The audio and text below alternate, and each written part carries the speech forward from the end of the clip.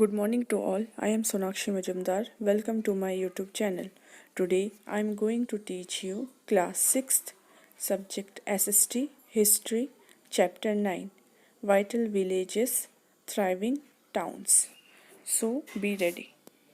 Vital means essential or necessary, and thriving means prosperous and growing.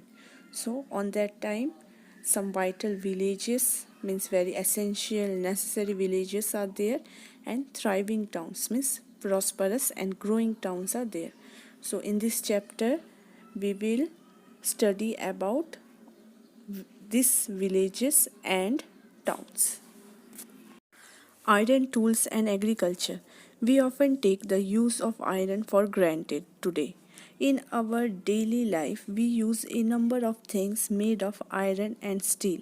The use of iron began in the subcontinent around 3000 years ago. Some of the largest collections of iron tools and weapons were discovered in the megalithic burials. Around 2500 years ago, there is evidence that indicates that use of iron tools grew at that time. These tools included axes for clearing forests and the iron plowshare.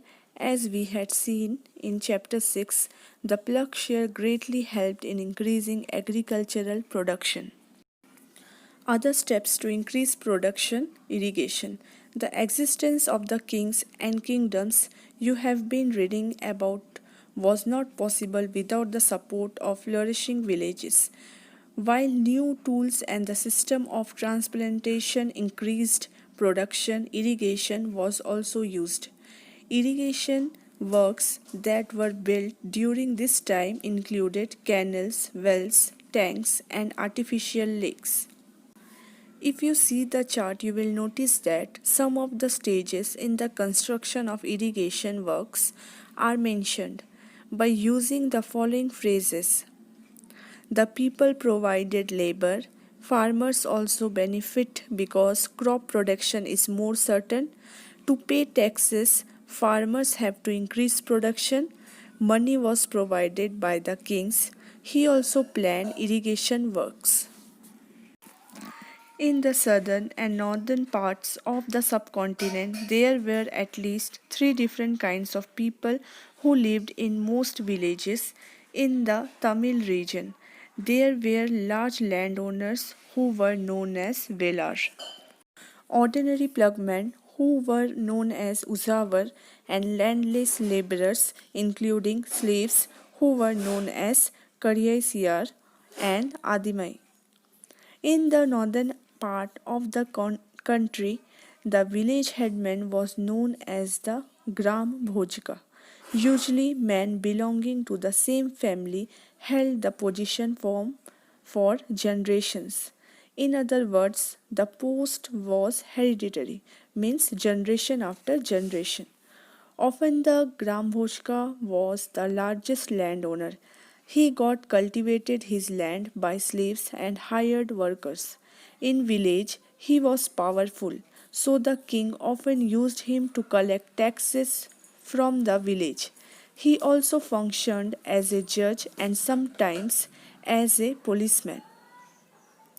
There were other independent farmers too in the villages. They were known as Grihapatis. Most of these Grihapatis were smaller landowners. Also, there were men and women such as the Dasa, Karmakar, who did not own land. They had to earn a living working on the fields owned by others. Most villages had their own craft persons such as the blacksmith, potter, carpenter, and weaver. Do you know about Jatakas? These were stories that were probably composed by ordinary people. These were later written down and preserved by Buddhist monks. Here is part of a Jataka story which narrates how a poor man gradually became rich. Some other kinds of evidence can be used by us to find out about life in some of these early cities. Sculptors carved scenes depicting lives of the peoples of towns and villages. as well as in the forest. Several of these sculptures were used to decorate railings, pillars, and gateways of buildings that were visited by people. This is a ring well discovered in Delhi. Several of the cities that emerged from about 2500 years ago were capitals of the Mahajanpads. Some of these cities were surrounded by massive fortification walls. In several cities, rows of pots or ceramic rings arranged one on top of the other have been discovered by archaeologists. These are known as ring wells. These were perhaps used as toilets in some cases and as drains and garbage dumps. These ring wells can usually be seen in individual houses.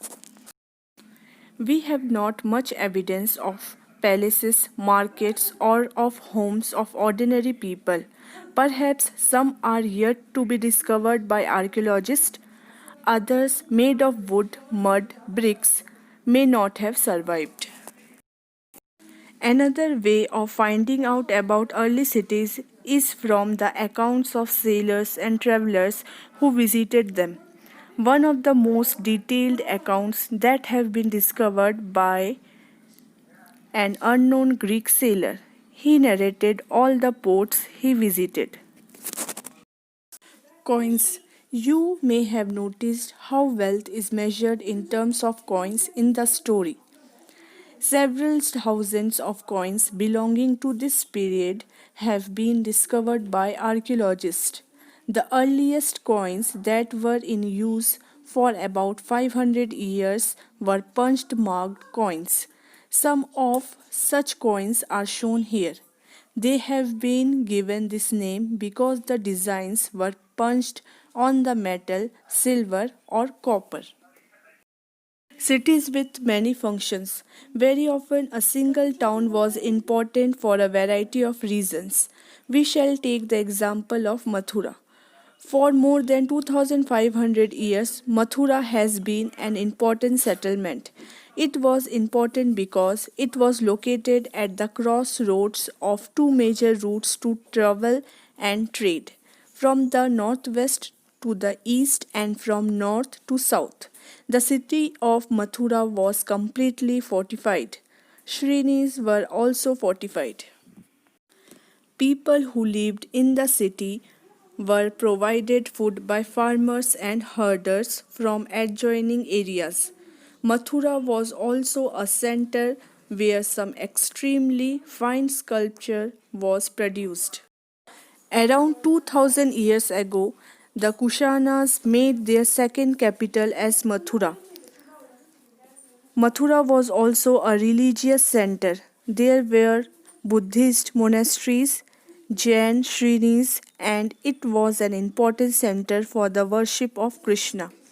Many inscriptions on surfaces such as stone slabs and statues have been discovered in Mathura. Generally, these are short inscriptions and recorded gifts made by men and sometimes women to monasteries and shrinis. These were made by kings and queens, officers, merchants, and craft persons who used to live in the city. For example, inscription from Mathura mention goldsmith, blacksmiths, weavers, basket makers, garland makers, perfumers. Archaeological evidence for crafts are also available. This include extremely fine pottery known as the northern black polished ware. It gets its name from the fact that it is generally discovered in the northern part of the subcontinent. It is usually black in color and has a fine sheen. However, the archaeological evidence for several crafts may not have survived. From text, it has been concluded that the manufacture of cloth was important. There were famous centers such as Varanasi in the north and Madurai in the south. Both men and women worked in these centers. Several crafts, persons and merchants now formed association known as Shrinis. Trainings were provided by these Shrinis of craft persons. They also procured raw material and distributed the finished product. The trade was organized by the Shrinis of merchants. Shrinis also served as banks where rich men and women deposited money. This was invested and part of the interest was returned or used to support religious institutions such as monasteries. Arikamedu was a coastal settlement between 2200 and 1900 years ago. At this site, ships unloaded goods from distant lands. A massive brick structure, which have been considered as a warehouse, was discovered at the site. Pottery from the Mediterranean region, such as amphor, that are tall double handled jars and that contain liquids such as wine or oil, are also discovered. Stamped red glazed pottery known as Aretine ware, which was named after a city in Italy, was also discovered from the site. This was made by pressing wet clay into a stamped mold. There was yet another kind of pottery which was made locally, though Roman designs were used. Roman lamps, glassware, and gems have been discovered at the site.